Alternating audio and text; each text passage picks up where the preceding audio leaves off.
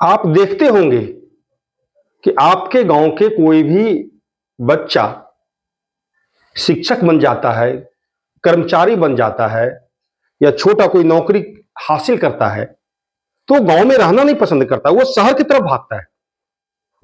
आप जब उनसे पूछेंगे कि बाबू तुम शहर क्यों जा रहे हो, पूरा जीवन तुम्हारा यहां गुजरा है और नौकरी पाते ही तुम शहर की तरफ जा रहे हो, तो वो एक ही जवाब देगा कि गांव में कोई सुविधा नहीं है। अब उन्हें उनके बच्चों की फिक्र है। जब आपके बच्चे को उनके बच्चे को फिक्र है तो फिर आपको अपने बच्चे की फिक्र क्यों नहीं हुई? आज आजादी के 77 वर्ष बाद तक आपने फिक्र नहीं किया कि आपके गांव में क्या सुविधाएं होनी चाहिए। एक छोटा सा स्कूल है बट उस स्कूल में पढ़ाई नहीं होती है, आपने फिक्र नहीं किया। आपके गांव के आसपास में एक छोटा सा उप स्वास्थ्य केंद्र है, वहां डॉक्टर नहीं आता है, नर्सें नहीं आती है, वहां कोई मेडिकल सुविधा नहीं है, आपने फिक्र नहीं किया। आपके गांव की सड़कें टूटी हुई है या सड़क बनी ही नहीं है, आपने फिक्र नहीं किया। आपके आसपास में सुविधाएं, मूलभूत सुविधाएं नहीं है, स्वच्छ पीने का पानी तक उपलब्ध नहीं है और आपने फिक्र नहीं किया। लेकिन आपका बच्चा जब पढ़ा तो आपके बच्चे को फिक्र हो गया, वो अपने बच्चे के लिए, अपना भविष्य को देखने के लिए। अब इसमें दोषी कौन है? आप कहेंगे कि आपका बेटा नौकरी लगा और वो भूल गया मां बाप को, भूल गया गांव को। नहीं, वो भूला नहीं है, वो याद किए हुए है, लेकिन मूलभूत सुविधाएं गांव में नहीं है। जो सरकार को देनी चाहिए थी वो सरकार नहीं दिया। आप 77 वर्षों तक झेला, आपका बच्चा अब झेलने वाला नहीं है।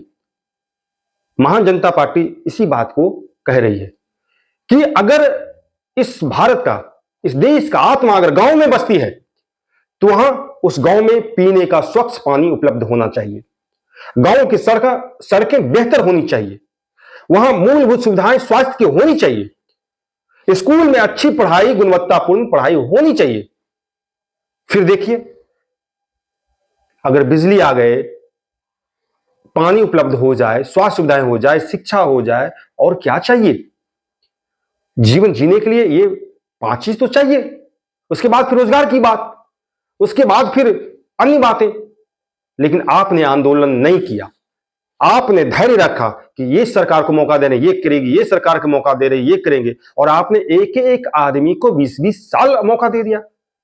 फिर भी आपको तनिक भी फिक्र नहीं हुआ कि जिस व्यक्ति को हम 20 साल दे रहे हैं, वो व्यक्ति अगर ये 5 मूलभूत सुविधाएं उपलब्ध नहीं करा पाया तो क्या आने वाले समय में ये कराएगा? आपका बच्चा अगर 10 साल आप उसे पढ़ाते हैं, 20 साल पढ़ाते हैं, और अगर उसकी रुचि पढ़ने में नहीं है तो आप कहते हैं कि बेटा तुमसे हो गया, अब जाओ तुम कमाने के लिए, तुम्हारी रुचि पढ़ाई में नहीं है। या बदमाशी करता है तो आप उसे डांटते हैं, डपटते हैं, सुधारने की कोशिश करते हैं, और नहीं तो उसे रास्ता दिखा देते हैं। आपने आज तक नीतीश कुमार को रास्ता नहीं दिखाया, उसके पीछे की सरकार को आपने रास्ता नहीं दिखाया। आपके जाति के नाम पर आया, वोट ले गया, धर्म के नाम पे आया, वोट ले गया, क्षेत्रीय नेता होने के नाते आया और वोट ले गया। आपके आसपास के लोग मुर्गा दारू में वोट दे दिया, बहकावे में आके भ्रमित होकर वोट दे दिया। आपने सोचा ही नहीं कि आपको भी ये मूलभूत सुविधाएं चाहिए। मौका है आज नीतीश कुमार को उखाड़ के फेंकने का, मौका है गलत सोच वाले सरकार को पीछे धकेलने का, मौका है पढ़े लिखे लोगों को मौका देने का, मौका है अपने ही बीच से अपने ही बच्चों को प्रमोट करने का, राजनीति में लाने का, सुधार करवाने के लिए प्रेरणा देने का। बदलाव का एक बयार चल रहा है और विकल्प के रूप में महान जनता पार्टी आपके बीच में आ रही है। आप महान हो, बट आप सोच नहीं रहे हो कि आप महान हैं। आप नेताओं को सोच रहे हो कि ये महान, नेता महान नहीं है, आप महान हो।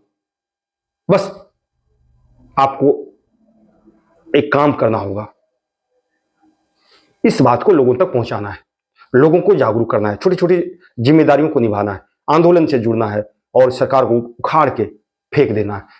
नीतीश कुमार की सरकार में दीमक लग गया है, और जब दीमक पेड़ में लगता है तो हम उस पर छिड़काव करके उस दीमक को हटाते हैं, और अगर ज्यादा लग गया तो उस पेड़ को काट के ही हटा देते हैं।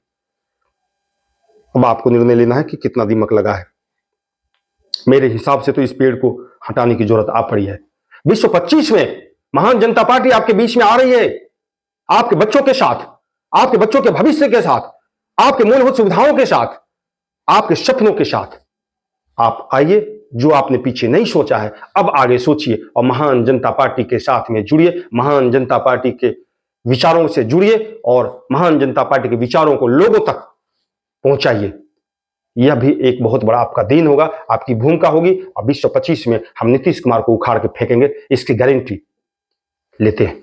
मैं अनिल गौतम महान जनता पार्टी की तरफ से निवेदन करता हूं कि एक मौका पढ़े लिखे लोगों को, एक मौका ईमानदार लोगों को, एक मौका कर्मठ लोगों को, एक मौका जज्बे वाले लोगों का, एक मौका जो बेहतर सोच रखता है ग्राम के प्रति, एक मौका जो सोच रखता है आपके मूलभूत सुविधाओं के बारे में, एक मौका जो आपके हितों को और आपके दुखों को समझता है।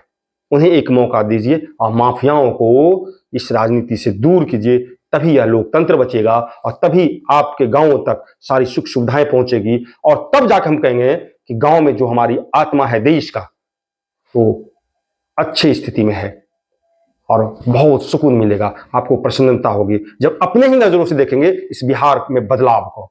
आइए, निवेदन है, महान जनता पार्टी के साथ जुड़िए और बिहार को बदलिए, बिहार की राजनीति को बदलिए। बहुत बहुत धन्यवाद।